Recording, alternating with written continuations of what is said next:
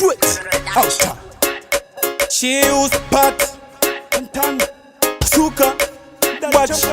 Handika 1 Anjina wando bega endeze mangoma ndakazvitanga ndiri ndega 2 mangoma aya musamarega ende musazo shamisika ndakudya bega handika ndaitoshuvira kwenda kumberi handika handingazombodzoka kunge peri handika ndichatova seperi peri pasutava kundishaya ndava kumberi mberi handika vaindiona kunge ndakapusa handika azvishandese airtime yandajusa handika ndivana vhara zipi dzakarusa handika kaleseni akandeke mafuza saka ho ndineka test number 1 maansa aripo saka musazoti ma1 imi hakuna kusina makuru 1 kubudiriro basuka ndiyewe zvino 1 saka uchida kupinda mutoilet ndichida kukumisa ndinoti ho hameno ikoko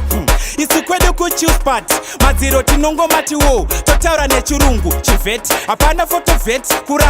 kuramba ndinongo kuti no awamutsa mabororo uchirwa nevarume vakawanda vakaita vana ndongoti 4 aukaona munhu asimudza roko aisa kumberi kwako ari kutongoti ndipo mubhaibheri ukanzwa pachitaurwa mazita solomoni peter angosara ndipo igaro ziva kuti John Cena anotambira kuro usate zvekudzwa kana zvekuoneswa mangwana gara wangopindira kungeko alright kubudas ukanzwa vanhu vachiti dadas hakuna mumwe ndibabalo aukaona bepa rakazara mafesi evanhu teti nevhenyu chiziva kune show amuri pakati pekudhila mumwe wako akazongogutsirira ziva dhiribo asi ukaona atsamwa akungozunguzira chiziva kuti madhirino andangoti ndigare ndakulaina wangu mukoma wako muning'ina wako ndibro anozora klobha yebreki iwe uchizora white mese muri kuzora flow kana waenda kuchechi yamagaya uri panze unenge uri kuoverflow zvandiri kuita right now paridimu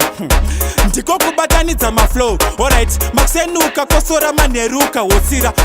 unenge une flu wangu takamira mutreki asi ukanzwa pfuti yarira zvoreva kuti go chinhu chakaora chinganuhwesei asi panyika pano chinonhuhwa chete mago hazvinofadza kuti wanzvenga asi kana uchida muende kumberi kandasco kilati ari kuimba kumeshal asi sauro nabhazuka ndivo vehardcore chiridhimo handina kupedza kana kuti kumira ndangofila kuti mavabo handika ndaitoshuvira kwenda kumberi handika handingazombodzoka kunge peri handika ndichatovava seperi peri bhazuka vakundishaya ndava kumberi mberi handika vaindiona kunge ndakapusa handika seairtime yandajusa handika